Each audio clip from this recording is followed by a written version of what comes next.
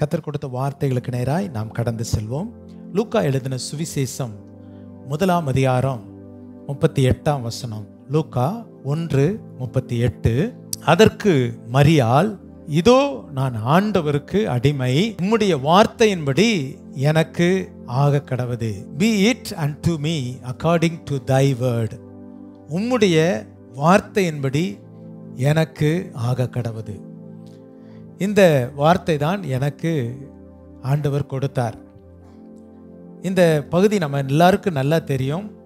இதை சொன்னது ஆண்டவராகிய இயேசு கிறிஸ்துவை இந்த உலகத்திலே தன்னுடைய கர்ப்பத்திலே சுமந்த மரியாள் சொன்ன வார்த்தை. ஆண்டவருக்கு அடிமை என்ற வார்த்தையை அவர்கள் சொன்னதை பார்க்கிறோம்.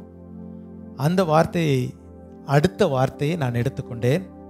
உம்முடைய வார்த்தையின்படியே எனக்கு ஆக கடவது.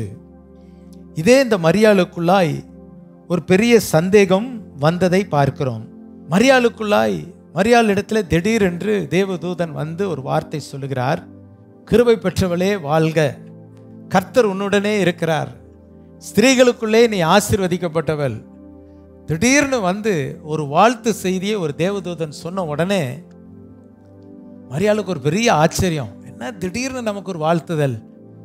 சில வீடுகளில் சில நேரங்கள் நம்ம வீட்டுக்கு திடீர்னு வருவாங்க, ரொம்ப சிரிச்ச முகத்தோடு வருவாங்க, நல்லா நம்மளை விசாரிப்பாங்க.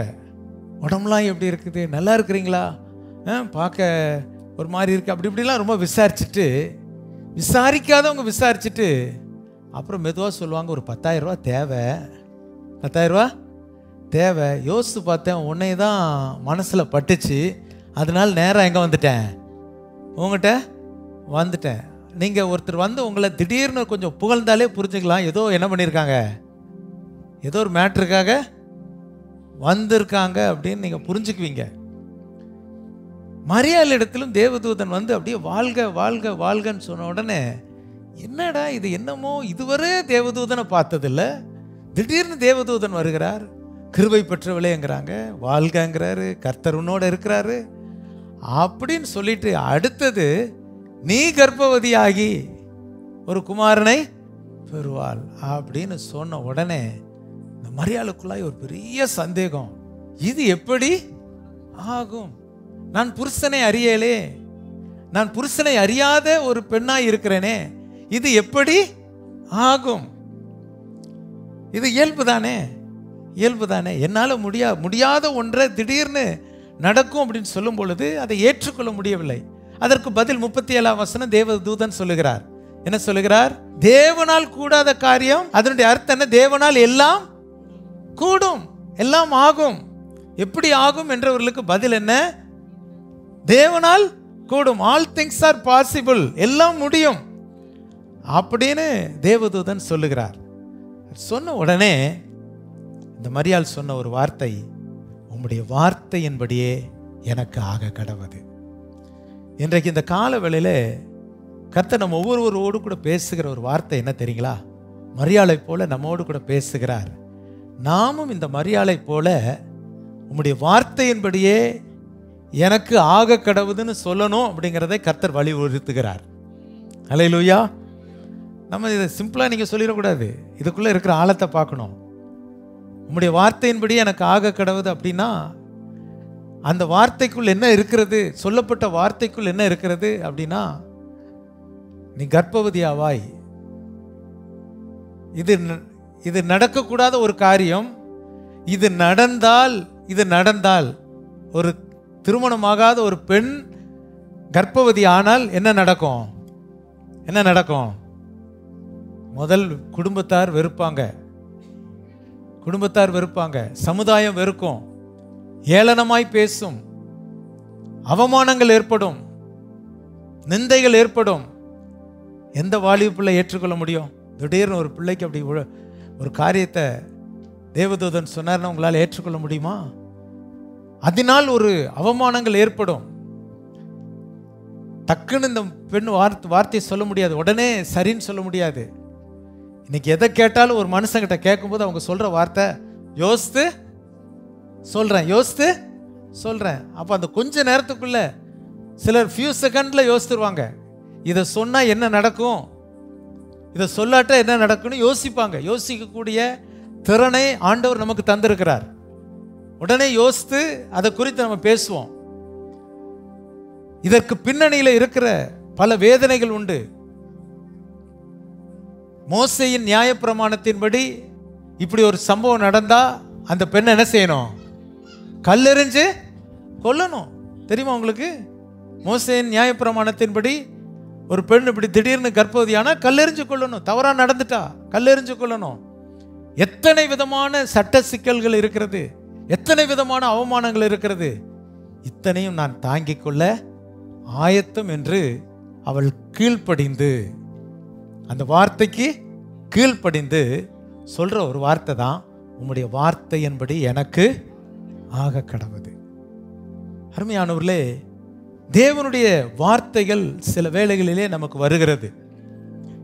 இந்த வார்த்தைகள் நம்முடைய வாழ்க்கையிலே நம்மை நோக்கி கடந்து வரும் பொழுது அந்த வார்த்தைகளுக்குள்ளாய் சில கஷ்டங்கள் வரலாம், சில நஷ்டங்கள் வரலாம். ஏன் நான் சொல்லுகிறேன், இயேசுவை ஏற்றுக்கொண்டதினாலே எல்லாருக்கும் மேன்மை கிடைத்ததா? சொல்லுங்க பார்க்கலாம்.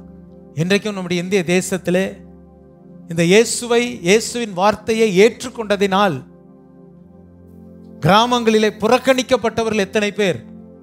கிராமத்தில் இருக்கிற கிணத்துல தண்ணி எடுக்கக்கூடாது அப்படின்னு சொல்லி எத்தனை ஊர்களிலே கிறிஸ்துவை ஏற்றுக்கொண்ட குடும்பங்களுக்கு ஊர்க்கட்டுப்பாடு வைக்கப்பட்டு இருக்கிறது. யாரோ ஒரு ஊழியக்காரர் சொன்னார், இயேசு நல்லவர், இயேசு ஜீவிக்கிறார், அவரை ஏற்றுக்கொண்டால் உங்களுக்கு சமாதானம் கிடைக்கும், நித்திய ஜீவன் கிடைக்கும் என்ற வார்த்தையை ஏற்றுக்கொண்டு வார்த்தையின்படியே நான் என் வாழ்க்கையை அர்ப்பணிக்கிறேன் என்று சொல்லி அர்ப்பணித்த எத்தனை குடும்பங்கள் இன்றைக்கு புறம்பாக்கப்பட்டிருக்கிறார்கள். யோசித்து பாருங்கள். இயேசுவை ஏற்றுக்கொள்ளும் பொழுது சில வேளைகளில் நமக்கு நிந்தைகள் வரலாம், சில வேளைகளில் நமக்கு சில பாடுகள் வரலாம், சில கஷ்டங்கள் வரலாம். ஆனால் இவைகள் எல்லாவற்றையும் சகிப்பேன் என்று சொல்லி ஒரு திட விசுவாசத்தோடு கூட அந்த மரியாள் சொல்கிறார்கள், உம்முடைய வார்த்தையின்படியே எனக்கு ஆக கடவுது. நீர் சொன்ன வார்த்தைக்குள்ளாய் எனக்கு பல கஷ்டங்கள் வந்தாலும் சரி, நெருக்கங்கள் வந்தாலும் சரி, பாடுகள் வந்தாலும் சரி, இயேசுவுக்காக என்னை நோக்கி கடந்து வந்த தேவனுடைய வார்த்தைக்காய் நான் அதை ஏற்றுக்கொள்ள தயார். ஆமென். எத்தனை பேர் சொல்ல முடியும்? இயேசுவுக்காக நான் என்ன செய்வேன்? எதையும் ஏற்றுக்கொள்வேன், சகிப்பேன் அப்படிங்கிற ஒரு திட விசுவாசம் வந்தாதான் இந்த வார்த்தையை சொல்ல முடியும். சும்மா நம்ம இதை சாதாரணமாக சொல்லிட முடியாது.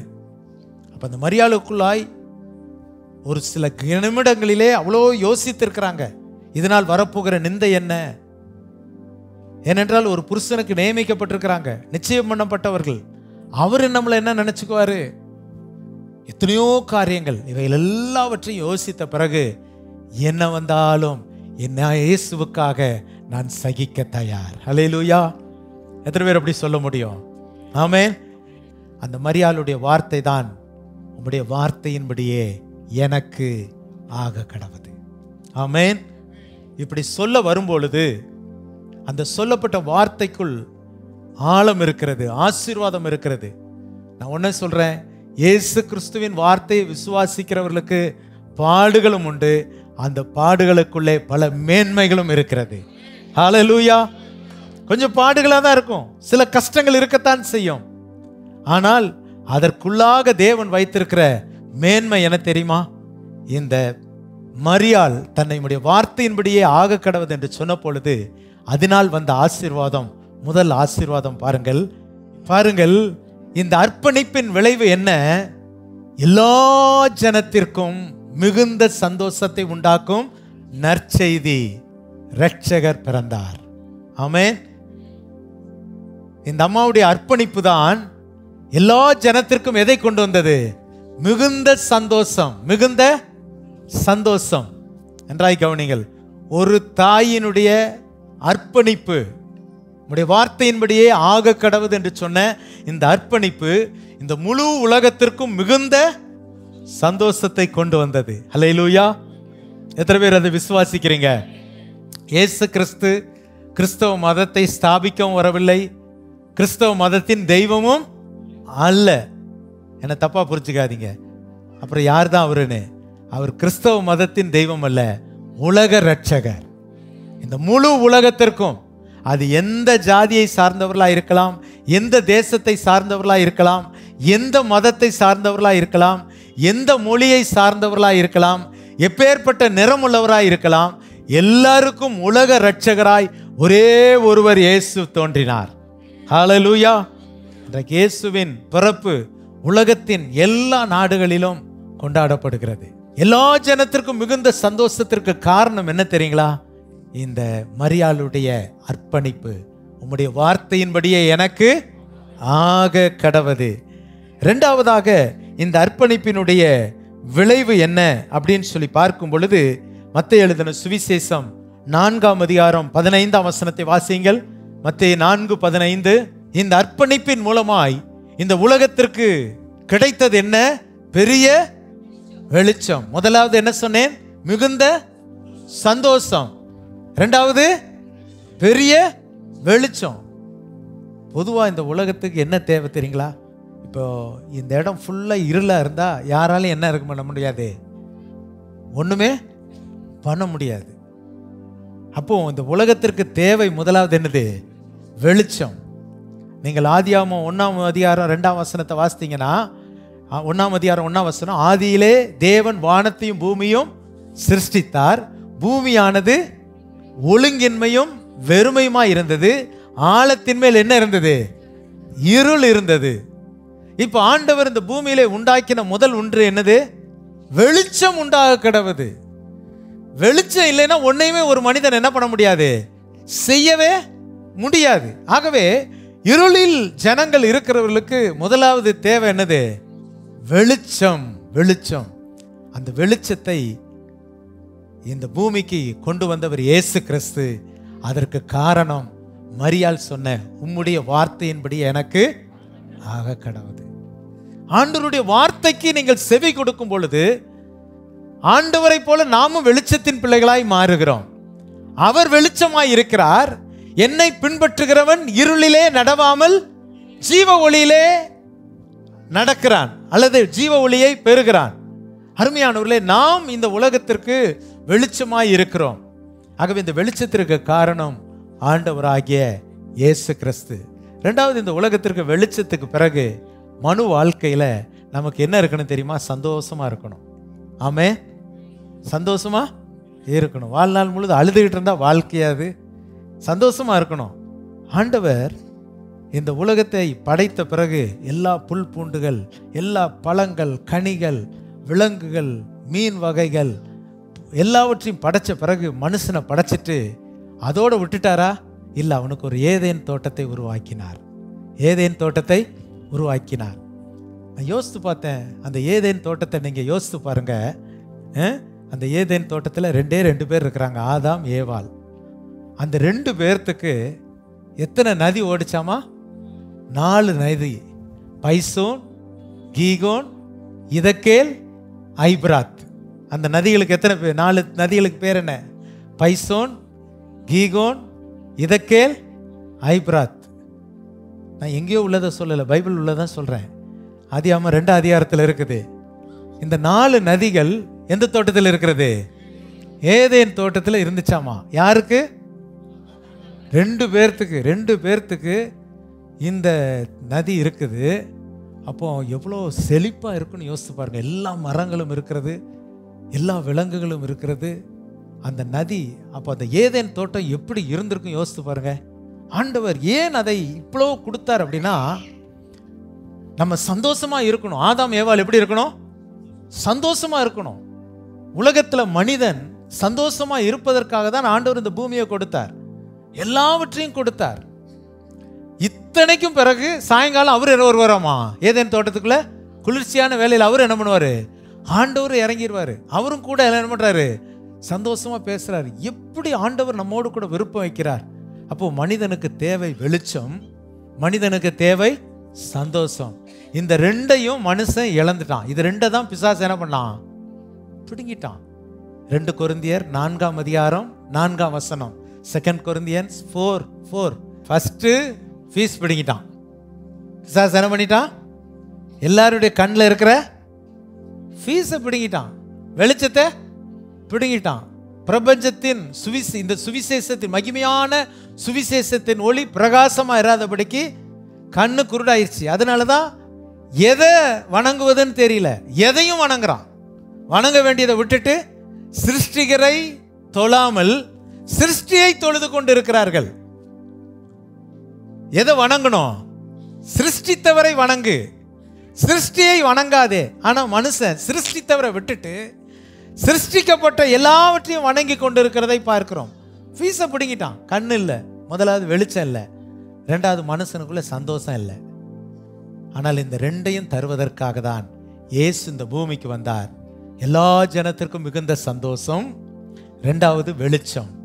இந்த ரெண்டும் இந்த பூமிக்கு கிடைப்பதற்கு காரணம் உம்முடைய வார்த்தையின்படியே எனக்கு ஆக கடவது என்று ஒன்று அர்ப்பணித்த மரியாள். நான் ஒன்றை சொல்லுகிறேன், இந்த மரியாளை போல உங்கள் வாழ்க்கையில் கர்த்தர் எனக்கு கொடுக்குற வார்த்தைக்கு வார்த்தையின்படியே ஆக கடவுதுன்னு நீங்கள் ஒப்பு கொடுத்து பாருங்க, கீழ்ப்படிஞ்சு பாருங்க. உங்கள் வாழ்க்கையில் நல்ல வெளிச்சம் பிரகாசிக்கும். ரெண்டாவது எப்படி இருக்கும்? வாழ்க்கை சந்தோஷமாக இருக்கும். ஹல்லேலூயா, ஹல்லேலூயா. இன்னைக்கு நம்ம கொஞ்சமாக கர்த்தருடைய வார்த்தை கொடுக்குறோம், செவி கொடுக்குறோம். ஆக கடவுதுங்கிறதுலாம் இல்லை, வார்த்தையை கேட்குறோம். வார்த்தையின்படி செய்கிறவர்கள் ரொம்ப குறைவு. முழுமையாய் நாம் செய்தால் தேவன் வைத்திருக்கிற எல்லா ஆசீர்வாதத்தை சுதந்தரிக்க முடியும். ஆகவே வேதத்திலே முதலாவது நாம் பார்த்த நபர் இந்த மரியாள். உம்முடைய வார்த்தையின்படியே எனக்கு ஆக கடவது. தன்னை அர்ப்பணித்ததினால் அதன் விளைவு ஒரு திரளான மக்கள் இந்த உலகம் முழுவதும் ஒரு வெளிச்சத்தையும் சந்தோஷத்தையும் காணும் ஒரு தேவ மனிதனை பெற்றெடுக்க கர்த்தர் கிருபை செய்தார். இன்றைக்கும் மரியாளை நம்ம வணங்களையே ஒழிய மரியாளை நாம் கனமாக நினைக்கிறோம். ஆமே, நம்ம பாட்டில் ஒரு அடி என்ன பண்ணோம்? அன்னை மரியின் மடிமேலே மன்னன் மகனாய் தோன்றினார். அப்போ அந்த அன்னை மரியாளை நம்ம இன்னைக்கும் நம்ம என்ன பண்றோம்? வெறுக்கல. யாரும் தவறா பேசக்கூடாது. ஆனா அவங்க யார் அல்ல? தெய்வம் அல்ல, தெய்வத்தை பெற்றெடுத்த ஒரு தாய். ஹல்லேலூயா. ஸ்திரீகளுக்குள்ளே ஆசீர்வதிக்கப்பட்டவள், கிருபை பெற்றவள். ஹல்லேலூயா. ஆகவே இவ்வளோ பெரிய ஒரு வாய்ப்புக்கு காரணம் என்ன தெரியுங்களா? உங்களுடைய வார்த்தையின்படியே என்னை ஆக கடவுது. நான் சொல்றேன், இன்னைக்கு நீங்க கர்த்தருடைய வார்த்தையின்படி ஆக கடவுது. நீங்களும் தேவனுடைய வார்த்தைக்கு நீங்க ஒப்பு கொடுத்து பாருங்க, கீழ்ப்படிந்து பாருங்க. உங்க வாழ்க்கையில அந்த மரியாளுக்கு கொடுக்கப்பட்ட கனத்தை போல கர்த்தர் உங்களுக்கும் கனத்தை கொடுப்பார். கர்த்தர் உங்களை உயர்த்துவார், ஆசீர்வதிப்பார். ஹல்லேலூயா. இன்னைக்கு ஆண்டவருடைய வார்த்தைக்கு சத்தத்துக்கு செவி கொடுத்து பாருங்க, நிச்சயமாய் கர்த்தர் நம்மை கனப்படுத்துவார். ஆமென். அப்போ உங்களுடைய வார்த்தையின்படியே ஆக கடவுது என்று சொல்லுகிறவர்களுக்குள்ளாய் அந்த ஆழங்களிலே சில ஆசீர்வாதங்கள் இருக்கிறதை நாம் காண முடிகிறது. இரண்டாவது ஒரு நபரை நாம் இன்றைக்கு உங்கள் முன்பதாக வைக்க விரும்புகிறேன். யோசுவாவின் புஸ்தகம் 2ஆம் அதிகாரம் 22ஆம் வசனம். சரி, போதும், கவனிங்க. இங்க இரண்டாவது வேதத்திலே உம்முடைய வார்த்தையின்படியே ஆக கடவுதுன்னு சொன்ன இரண்டாவது பெண்மணி. ரலிலே சொல்லுவோமா? இது இன்னைக்கு ஒரு வித்தியாசமான சப்ஜெக்ட் தான். ஆண்டவர் எனக்கு கொடுத்தார் இந்த வார்த்தையில பேச. இரண்டாவது நபரை நாம் தியானிச்சு முடிப்போம். உம்முடைய வார்த்தையின்படியே ஆக கடவுது. யார் இந்த பெண்மணி? ரொம்ப ஃபெமிலியரான ஆளா? நீங்க பார்த்தீங்கன்னா 2ஆம் அதிகாரம் 1ஆம் வசனத்தை வாசிங்க. யார் இவங்கன்னு போட்டிருக்கு. சரி, கவனிங்கள். இந்த ராகாப் யார்? நல்ல அடைமொழியே இல்லையே, ஒரு வேசி. இந்த பெண் யார்? ஒரு நல்ல பேர் இல்லை. ஊர்ல இவளுடைய பணி என்ன? வேசியாய் அவள் வாழ்கிறாள். வேசினே எழுதப்பட்டிருக்குது. இவ வீட்டுக்கு 2 பேர் வேவு பார்க்க வராங்க அந்த பட்டணத்தை. கால சூழ்நிலை, அன்னைக்குள்ள சூழ்நிலை எப்படின்னு தெரியல. இவங்க ஒரு லாட்ஜ் மாதிரி வச்சிருப்பாங்களோ என்னமோ தெரியல. இங்கே தங்க வந்துட்டாங்க. இங்கே என்ன பண்ணிட்டாங்க? தங்க வந்துட்டாங்க. ராஜாவுக்கு செய்தி போயிருது, யாரோ 2 வேவுக்காரங்க வந்திருக்காங்க. யார் வீட்டில் இருக்கிறா? வேசிரா. ராகாப் இல்லை, ராகாப் வேசி வீட்டில். வேசி ராகாப்பு. ஏன்னா பைபிளே இப்படி தான் போட்டிருக்குது. உடனே ராஜா அங்கே தான் அனுப்புகிறேன். யார் வந்தாலும் எங்கே தான் போவாங்க? அங்கே தான் இருப்பாங்களோ, லாட்ஜ் போல் இருக்குதுன்னு நினைக்கிறேன். அங்கே அனுப்புகிறாரு. உடனே இந்த ராகாப் என்ன செய்தார்கள் என்று சொல்லி பார்த்தால் 3ஆம் வசனம் 6ஆம் வசனத்தின் பிற்பகுதி, மறைத்து வைத்தால், ஒளித்து வைத்தால். நன்றாக கவனிங்க. தன் வீட்டை நோக்கி தேடி வந்த மனிதர்களை காட்டி கொடுக்காமல் மறைத்து வைத்தவள். ஏன் மறைத்து வைத்தால்? அதற்கு ஒரு ஆழம் இருக்கிறது. சும்மா மறைத்து வைக்கல, கள்ளத்தனம் பண்ணுறவங்கள. இவங்க தேவனுடைய வாக்குத்தத்தமான கானானை சுதந்தரிப்பதற்கு முன்பதாக அந்த கானான் பக்கத்தில் உள்ள அந்த பட்டணங்களை தேடி வருகிறாங்க, வேவு பார்க்க வராங்க. எனவே அதை அறிந்த இவள் அவர்களை ஒளித்து வைக்கிறாள், காக்கிறாள். காத்துட்டு அதுக்கு பிறகு இந்த பெண் சொல்லுகிற வார்த்தையை வாசிக்கலாம். 10ஆம் வசனம். சரி, இந்த சம்பவத்தை நான் கொஞ்சம் சொல்கிறேன். 2 பேர் வந்துட்டாங்க. ராஜா வந்து கேட்குறான். அவங்க 2 பேரை ஒளிச்சு வச்சுட்டு இவ போய் என்ன சொல்கிறா? உடனே ராஜா அரண்மனையிலேருந்து வந்துட்டாங்க. எங்கப்பா உன் வீட்டுக்கு வந்த 2 பேர் எங்க?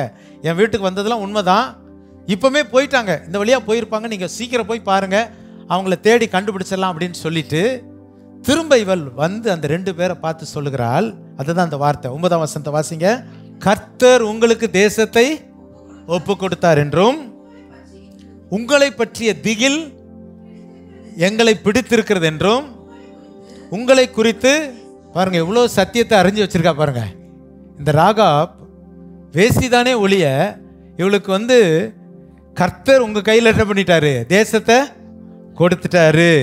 உங்களை பற்றி திகில் எங்களுக்கு பிடிச்சிருக்குது, உங்களால் நாங்கள் எல்லாரும் என்ன பண்ணிட்டோம்? சோர்ந்து போயிருக்கிறோம் என்று அறிவேன். பாருங்க, எல்லாத்தையும் என்ன பண்ணியிருக்காங்க இந்த அம்மா? உட்காந்து கேள்விப்பட்டிருக்கிறாங்க, யாரோ சொல்லியிருக்கிறாங்க. ஒரு கூட்டம், ஒரு 6 லட்சம் புருஷர்கள், அவங்களுடைய மனைவிகள், பிள்ளைகள் எங்கிருந்து வராங்க? எகிப்திலிருந்து மீட்படைஞ்சு அப்படியே சும்மா பெரிய வெட்டுக்கிளி மாதிரி ஒரு படம் மாதிரி வந்துகிட்டு இருக்கிறாங்க. திடீர்னு பார்த்தா முன்னால் என்ன நின்றுச்சு? செங்கடல் நின்றுச்சு. என்ன பண்ணன்னு தெரியல. திடீர்னு அதை நடத்தின ஒரு மோசே கையை நீட்டினாரு, செங்கடல் 2ஆ பிளந்துருச்சு. டக்குன்னு அதை தாண்டி வந்துட்டாங்க. அப்புறம் அப்படியே வனாந்தரத்தில் வந்தாங்க, யோர்தான் வந்துச்சு, யோர்தானையும் கடந்து வந்துட்டாங்க. இத்தனையும் அவள் என்ன செய்தாள்? கேள்விப்பட்டாள். கேள்வி எப்போ வரும்?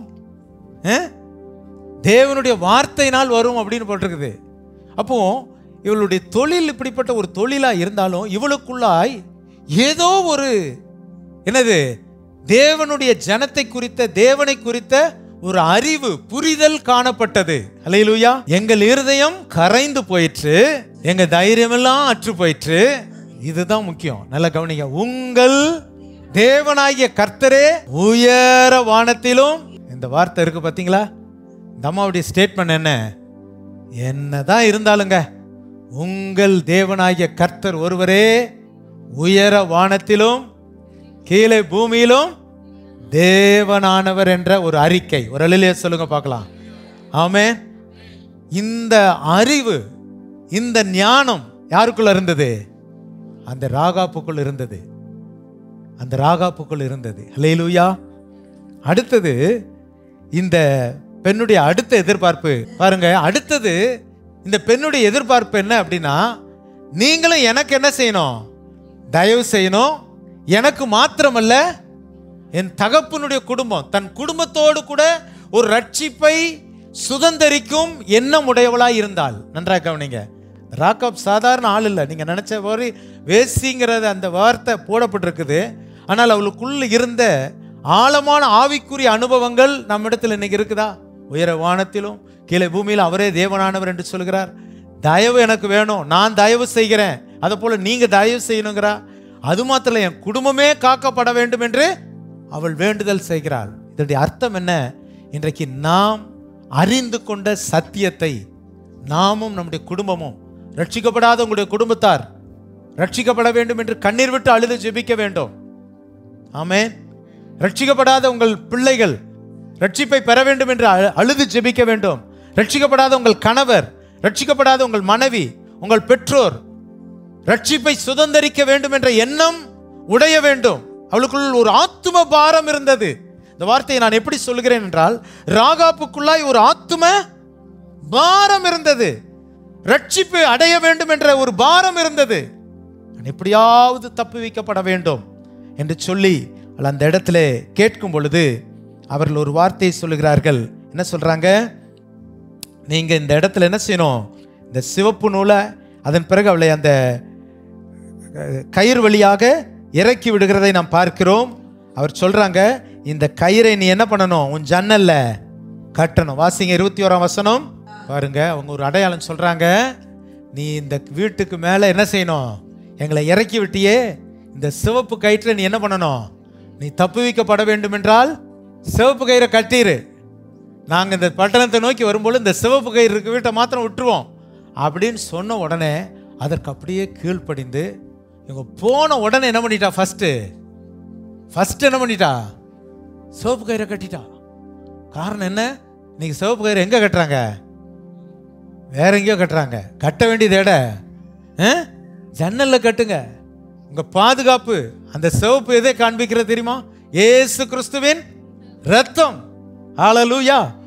இயேசு கிறிஸ்துவாலே அன்றி. அப்போஸ்தலர் 4:12 வாசித்து பாருங்க. அப்போஸ்தலர் 4:12 அவராலே அன்றி வேறொருவராலும் ரட்சிப்பில்லை. நாம் ரட்சிக்கப்படும்படிக்கு வானத்தின் கீழே மனுஷர்களுக்குள்ளே இயேசு கிறிஸ்துவின் நாமமே அல்லாமல் வேறொரு நாமம் கட்டளையிடப்படவில்லை. ஒரு அல்லேலூயா சொல்லுமா? இவ்வளவுதானே அல்லேலூயா? இந்த உலகத்திலே ஒரே ஒரு நாமம், இயேசுவின் நாமம். ஹல்லேலூயா. அவருடைய நாமம் தான் கட்டளையிடப்பட்டு இருக்கிறது. எதற்கு? For salvation. ரட்சிப்புக்கு இயேசு கிறிஸ்துவின் நாமம் ஒருவரே. ஹல்லேலூயா. வேற எந்த நாமமும் ரட்சிக்காது. அதை இதை நன்கு அறிந்தபடினால் இந்த ராகாப் உடனே அந்த சிவப்பு கயிறை அந்த ஜன்னலை கட்டிட்டாங்க. நீங்கள் அதன் பிறகு பார்த்தீங்கன்னா 6ஆம் அதிகாரத்தில் அவங்களாம் வராங்க. ராகாப்பையும் அவளுடைய குடும்பத்தையும் அந்த வசனங்களை நீங்கள் அறிந்து கொள்ள வேண்டும் என்றால் 6ஆம் அதிகாரம் 22ஆம் வசனம், 23ஆம் வசனம், 25ஆம் வசனங்கள் வாசிக்க நேரம் இல்லை. 6ஆம் அதிகாரம் 22, 23, 25 இந்த 3 வசனங்களை வாசித்தால் அந்த எரிகோ பட்டணத்துக்கு வர்றாங்க. ஆனால் ராகாப்பையும் அவள் வீட்டையும் வீட்டாரையும் பாதுகாத்தார்கள். ஒரு ஆமென் சொல்லுங்க பார்க்கலாம். ஹல்லேலூயா. இப்பொழுது ராகா பாதுகாக்கப்பட்டால், குடும்பத்தோடு கூட பாதுகாக்கப்பட்டால். நீங்க அந்த கடைசி வசனத்தை 25ஆம் வசனத்தை வாசிங்க பார்க்கலாம். கிறிஸ்துவுக்குள் வருகிற ஆசீர்வாதம் என்ன தெரியுங்களா? நித்திய ஆசீர்வாதம், நித்திய ஜீவன், இந்நாள் வரைக்கும். இந்த உலக ஆசீர்வாதம் உலகத்தோட முடிஞ்சிடும். இன்னைக்கு உலக ஆசீர்வாதத்தை மாத்திரம் திருச்சபை போதிக்க கூடாது. கிறிஸ்துவுக்குள்ளாய் வருவதனால் உலகத்தில் நீங்க ஆசீர்வாதமா இருப்பீங்க, பணக்காரரா மாறுவீங்க, அதெல்லாம் இருக்கு. அது ரெண்டாவது. முதல் உங்களுக்கு நித்திய ஜீவன் கிடைக்கும். ஹல்லேலூயா. முதல் கேரண்டி என்னது? நித்திய ஜீவன், பரலோக ராஜ்யம். அதுதான் கிறிஸ்தவம் நமக்கு போதிக்கிற மேன்மையான சத்தியம். முதலாவது தேவனுடைய ராஜ்யத்தையும் அவருடைய நீதியும் தேடுங்கள், அப்பொழுது இவைகளெல்லாம் உங்களுக்கு கூட. இது ஆண்டவருக்கு ஒரு பெரிய ஆசீர்வாதமே இல்லை. ஆசீர்வாதங்களின் உயர்ந்த ஆசீர்வாதம் நித்திய ஜீவன். ராமேன் சொல்லுவோமா? இதை அந்த ராகா பெற்றுக்கொண்டால், அதோடு கூட இந்த ராகா பெற்றுக்கொண்ட 2 ஆசீர்வாதத்தை சொல்லி முடிக்கிறேன். எபிரேயர் 11ஆம் அதிகாரம் 31ஆம் வசனம். எபிரேயர் ஹீப்ரூஸ் 11:31 வாசிங்க. சேதமாகவில்லை. நன்றா கவனிங்க. எபிரேயர் 11ஆம் அதிகாரத்தில் ஹீப்ரூஸ் 11ல் என்ன வருது? விசுவாசிகளின் பட்டியல். யார் ஆரம்பிக்குது? முதல் ஆபிரகாம்ல ஆரம்பிக்குதா? ஆபேலில் ஆரம்பிக்கிறது. விசுவாசத்தினாலே ஆபேல் அப்படின்னு ஆரம்பிக்கிறது. அப்புறம் ஏனோக்கு, அப்புறம் நோவா, ஏனோக்கு, ஆபிரகாம், ஈசாக்கு இப்படின்னு வருது அந்த விசுவாசிகளுடைய பட்டியல். அந்த பட்டியலிலே யார் வரா? ராகா போறாங்க. நல்லா கவனிங்க. சேதமாகாத ராகாப்பினுடைய பெயர் எழுதப்பட்டு இருக்கிறது. ஒரு அல்லேலூயா சொல்லுமா? நான் ஒன்றை சொல்லுகிறேன், உங்களுடைய வார்த்தையின்படி எனக்கு ஆக கடவுதுன்னு சொல்றவங்களுடைய வாழ்க்கையில தேவனுடைய விலையேறப்பட்ட ரட்சிப்பு வரும், சேதம் வராது. ஆமென். சேதம் வராது, செய்கூலி வராதுன்னு சொல்றாங்க பார்த்தீங்களா? அப்படின்னு சிரிப்பு வருது பார்த்தீங்களா? அதுக்கு ஒரு ஒரு சிரிப்பு நம்மள அறியாமல் வருது. சேதம் வராது, சேதாரம் இருக்காது, செய்கூலி இருக்காதுன்னு உடனே என்ன பண்ணுது? உடனே அதை வாங்கணும்னு மனசு தோணுது, டக்குன்னு உத்து பார்க்குது, எல்லாமே இருக்குது. நான் சொல்கிறேன், அவருடைய வார்த்தையின்படி ஆக கடவுதுன்னு வந்தால் சேதாரமும் இல்லை, செய்கூலியும் இல்லை. ஆமென். ஆண்டவர் சேதம் இல்லாமல் பாதுகாக்கிற தேவன். ஆமென். ஆகவே உம்முடைய வார்த்தையின்படி ஆக கடவுதுன்னு சொன்ன ராகாப்பினுடைய வாழ்க்கையில் ரட்சிப்பும் அந்த சேதமில்லாத ஒரு சூழ்நிலை. இன்னொரு வசனத்தை சொல்லி முடிக்கிறேன். யாக்கோபின் நிருபம், ஜேம்ஸ் 2:25, 2:25, யாக்கோபு 2:25 பாருங்கள். இப்பொழுது யாரா மாறிட்டாங்க? See, became a justified, நீதிமானாய் மாற்றப்பட்டால் எவ்வளவு பெரிய மேன்மை பாருங்க. நம்ம இன்னும் உலகம் என்ன சொல்லுது? அந்த அம்மாவை வேசின்னு சொல்லிக்கிட்டு இருக்கிறோம்.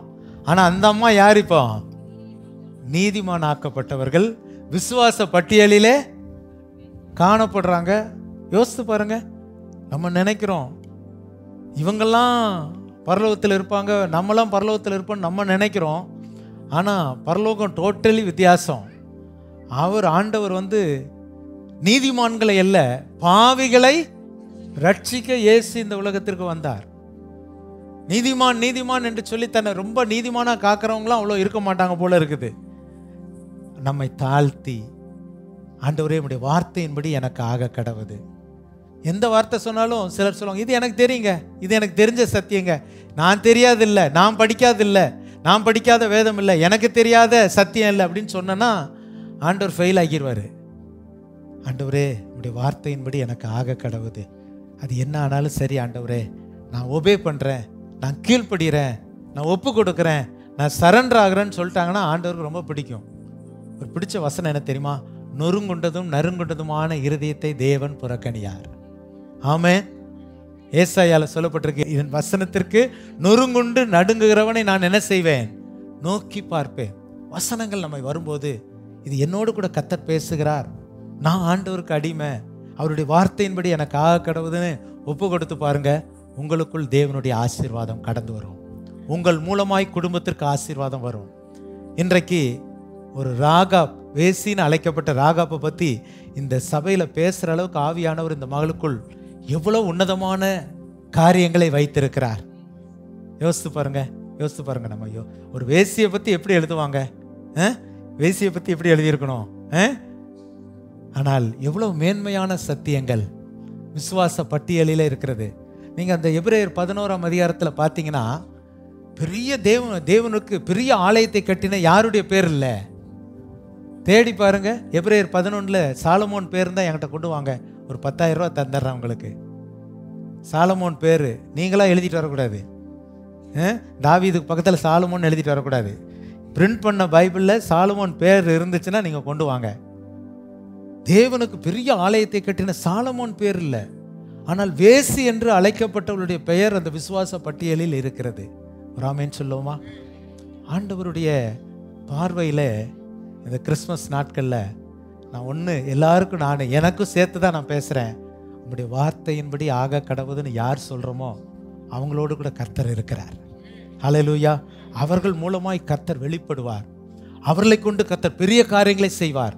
பெரிய மீட்பு, பெரிய ரட்சிப்பு, பெரிய வெளிச்சம், பெரிய சந்தோஷம், பெரிய மகிழ்ச்சி உண்டாகும். ஆமென். அந்த மரியாளுடைய வார்த்தை உம்முடைய வார்த்தையின்படி ஆக கடவுது, ராகாப்பை போல உம்முடைய வார்த்தையின்படி ஆக கடவுது. நம்மை ஒப்பு கொடுப்போமா? இந்த காலவெளியிலே நம்ம எல்லாரும் நம்முடைய கண்களை மூடி நம்மை தாழ்த்துவோம், ஆண்டவரிடத்தில் ஒப்பு கொடுப்போம். ஆண்டவர் இதைத்தான் எதிர்பார்க்கிறார். எனக்கு இந்த வார்த்தை பேசணும்னு ஆசை. கடந்த வாரம் எனக்கு எவ்வளோ பலவீனம் வந்தாலும் ஆண்டவர் என்னோடு கூட பேசிக்கொண்டே இருந்தார். இன்றைக்கு உங்களோடு கூட கர்த்தர் பேசி இருக்கிறார். உங்களை கொண்டு சில திட்டங்களை வைத்திருக்கிறார். அந்த வார்த்தைக்கு மாத்திரம் விட்டுறாதீங்க. அதனால தான் சொல்கிறேன், வாரம் தவறாம வார்த்தை விட்டுறாதீங்க. தேவனுடைய வார்த்தை உங்களுக்கு வரும்போது நீங்கள் அதுக்கு கீழ்ப்படிஞ்சு பாருங்க, ஆர்வத்தோடு கேட்டு பாருங்க. ஞாயிற்றுக்கிழமை வரலையா, நம்ம செய்தியை யூடியூப்லையாவது கேளுங்க. இன்னைக்கு என்ன பேசினார் கர்த்தர்? ஆண்டவருடைய வார்த்தை ஜீவன் உள்ளது. ஒருவேளை யோசித்து பாருங்க, மரியாள் மாத்திரம் உங்களுடைய வார்த்தையின்படி ஆக கடவுதுன்னு சொல்லாம போயிருந்தா தேவத்திட்டம் நிறைவேறி இருக்கலாம். ஆனால் மரியாளை பத்தி பேச முடியாது. ராகாப் மாத்திரம் உங்களுடைய வார்த்தையின்படி ஆக கடவுதுன்னு சொல்லாம போயிருந்தால் இன்றைக்கு ராகாப்பை பத்தி நம்ம பேச முடியுமா? இன்றைக்கோ அழிக்கப்பட வேண்டிய ராகாப் இன்றைக்கு விசுவாசிகளின் பட்டியலிலும் நீதிமான்களுடைய பட்டியலிலும் இருப்பதற்கு காரணம் என்ன? அந்த தேவன் மேல் வைத்த விசுவாசம். ஹல்லேலூயா, ஹல்லேலூயா. ஆண்டவரே, நான் உம்மை நேசிக்கிறேன் அப்பா, உம்மை விசுவாசிக்கிறேன் ஆண்டவரே. உம்முடைய வார்த்தையின்படி ஆக கடவுது என்று சொல்லி என்னை அர்ப்பணிக்கிறேன் அப்பா. ஹல்லேலூயா, ஹல்லேலூயா, ஹல்லேலூயா. ஜெபம் பண்ணுங்க, எல்லாரும் ஜெபம் பண்ணுங்க. ஒரு நிமிஷம். ஆண்டவரே, நான் கீழ்ப்படுகிறேன் அப்பா. ஆண்டவரே, உம்முடைய வார்த்தைக்கு நான் கீழ்ப்படுகிறேன், என்னை அர்ப்பணிக்கிறேன் ஆண்டவரே. Thank you, Jesus.